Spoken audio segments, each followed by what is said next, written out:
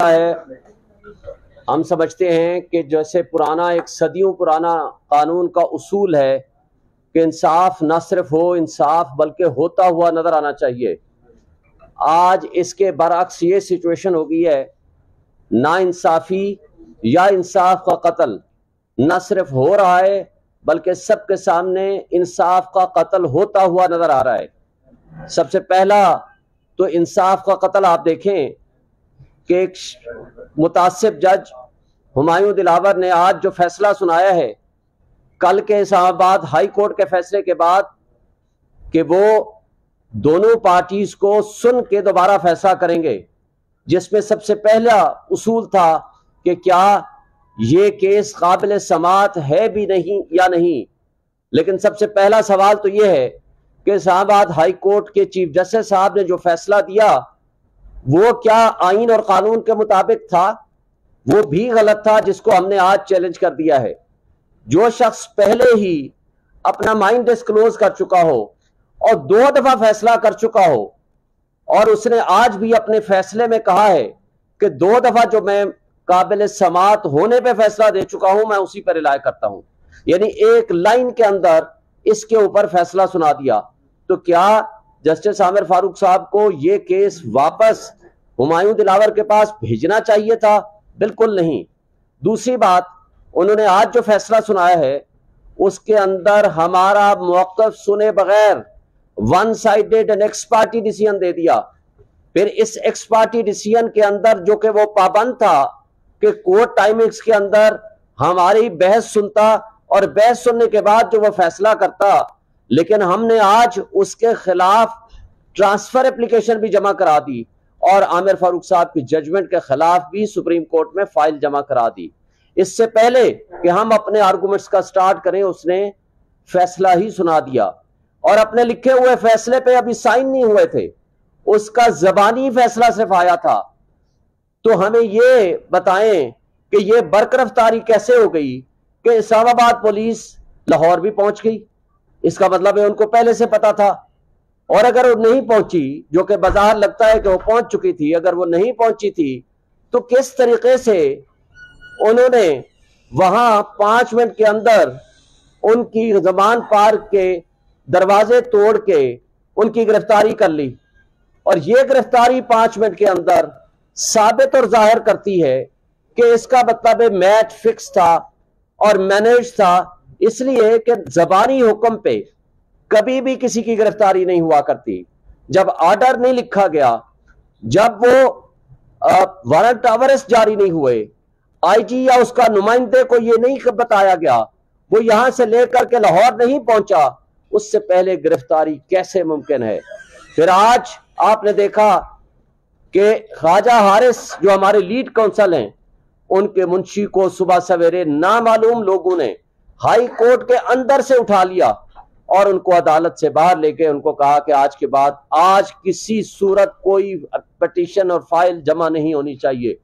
پھر میں نے اپنے منشی کو بھیجا کہ وہ جا کر اس کی مدد کرے، پھر اس کو بھی اٹھا لیا، جس کو کچھ دیر بعد چھوڑ دیا دونوں کو.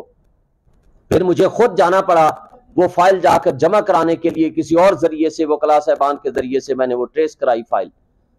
تو مجھے یہ بتائیں یہ کیسا نظام انصاف ہے؟ کیا اس نظام انصاف کو ہم کہہ سکتے ہیں کہ ہمارے ملک میں آئین ہے، ہمارے ملک میں قانون ہے، ہمارے ملک میں انڈکلیئرڈ مارشل لا نہیں ہے؟ آج پی ٹی آئی کے G8 کے دفتر کے اندر صبح سویرے ویگو ڈالے پہنچ جاتے ہیں. مجھے یہ بتائیں ان کو کیسے پتا تھا کہ آج ہر حال میں یہ فیصلہ آنا ہے؟ کیا ہمارے ہاں یہ نظام انصاف اور قانون کی حکمرانی ہے؟ کیا یہ آئین کی بالادستی کی بات ہے جو آج کی فاشسٹ حکومت، یہ جو پیپلز پارٹی اور مسلم لیگ نون اور JUIF جو آئین کی منا رہے تھے گولڈن جوبلی، ان کو چاہیے آئین کی برسی منائیں، اس لیے کہ آئین کو آپ نے معطل کر دیا. 8 مرتبہ گرفتاریاں ہو کے بھی عدالتوں کو سے لوگوں کو انصاف نہیں ملتا. پی ٹی آئی کے ورکرز کو کرش کیا جا رہا ہے، 4 دیواری کی پامالی ہو رہی ہے. میں اس کیس کے حوالے سے 2-3 منٹ اور بات کر کے اپنی بات ختم کروں گا کہ آج جو فیصلہ دیا ہے میرٹ آف دی کیس آپ کو ایک بات سے بتا دوں، جب آپ ہمارے گواہ نہیں آنے دیتے تو آپ کیسے کہتے ہو کہ ہم نے شواہد پیش نہیں کیے؟ بھائی ہمارے گواہ پیش کرنا ہمارا بنیادی حق ہے۔ فیئر ٹرائل کا قانون آئین آرٹیکل 10A ہمیں موقع دیتا ہے کہ ہم اپنے مقدمے کو انصاف کی بنیاد پر اور فیئر ٹرائل کی بنیاد پر فیئر چانس آف ڈیفنس ہمیں ملنا چاہیے۔ تو کیا وہ ہمیں ملا؟ نہیں ملا۔ جب آپ ہمارے گواہان کا فیصلہ آپ نے کرنا ہے کہ آپ کے گواہوں کو میں نے نہیں آنے دینا، پھر متعصب جج ہمایوں دلاور کی مس کنڈکٹ آپ دیکھیں اور ان کی بدنیتی دیکھیں، 12 بجے 12:30 بجے وہ ہمارے گور صاحب کو کہتے ہیں کہ آپ اپنے گواہان کو 1:30 بجے لے آئیے۔ جب یہ ان کو کہتے ہیں جا کر کے 1:30 بجے کہ ہمارے گواہ کراچی میں ہیں، ہمیں 2 دن یا 1 دن کا وقت دے دیجئے، تو وہ کہتے ہیں کہ نہیں یہ ریلیونٹ ہی نہیں ہے، آپ کا کیس خارج کیا جاتا ہے۔ اسی طرح انہوں نے ہمارے کئی سینئر وکلاء کے جو اس کیس کو ریپرزینٹ کر رہے ہیں، جس میں خواجہ حارث صاحب ہمارے لیڈ کونسل ہیں، جب انہوں نے اپلیکیشن دی گوہر صاحب سمیت ان کے خلاف آبزرویشن دے دی۔ کیا ہم آج کے آرڈر میں بھی یہ لکھ دیا، کیا ہم قانون اور آئین کی پاسداری چاہتے ہیں؟ کیا ہم قانون کے مطابق کسی ملزم کو انصاف دلانے کے لیے اپنی پروفیشنل ڈیوٹی انجام نہ دیں؟ تو کیا ہم اس طرز عمل کو کیا کہیں گے؟ یہ انصاف کو بلڈوز کیا جا رہا ہے، انصاف کو دفن کیا جا رہا ہے، اس لیے کہ ہم یہ سمجھتے ہیں کہ ایسے جج کو منصف کی کرسی پہ بھی نہیں ہونا چاہیے۔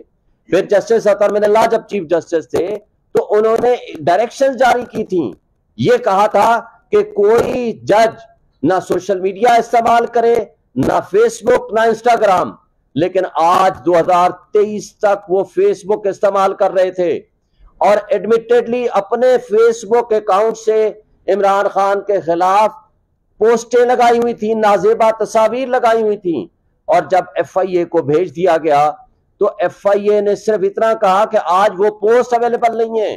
تو کیا ایف آئی اے کے پاس کوئی میکنزم نہیں ہے کہ ان پوسٹ کو ٹریس کر سکے یا ان کو آرکائیو سے حاصل کر سکے؟ اس کے لیے 30 ڈیز اور 90 ڈیز کا پیریڈ ہے۔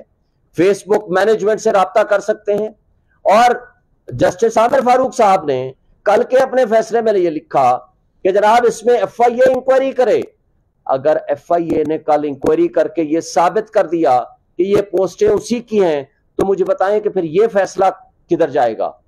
پھر کل کے فیصلے میں عامر فاروق صاحب نے یہ بھی فیصلہ کر دیا کہ آپ کا حق بنتا ہے اپنے حق میں گواہ پیش کریں، حق کے دفاع کسی کا ختم نہیں ہو سکتا۔ اس مقصد کے لیے انہوں نے نوٹس کر دی ہے جو کہ اگلے ہفتے لگے ہوئے ہیں۔ تو مجھے بتائیں اگر ہمارا حق کے دفاع کے بغیر اور عامر فاروق صاحب کے اس فیصلے سے پہلے اگر آپ نے ہمیں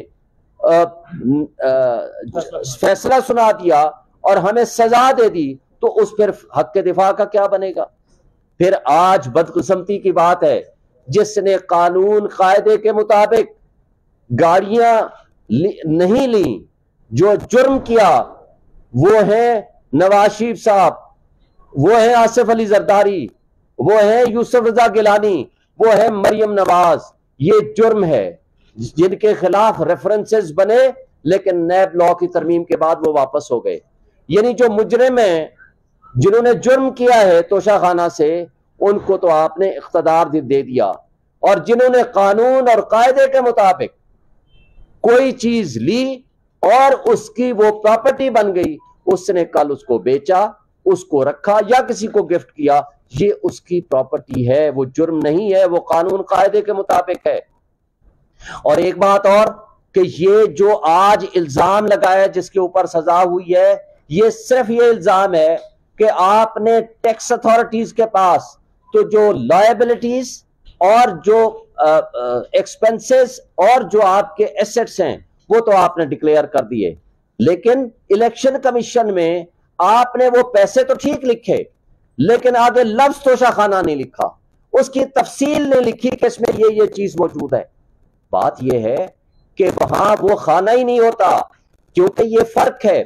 ٹیکس اتھارٹیز کے پاس آپ نے لائبلٹیز، آپ نے انکم، کہاں سے پیسے آئے اور کہاں خرچ ہوئے، سب کچھ آپ نے بتانا ہوتا ہے۔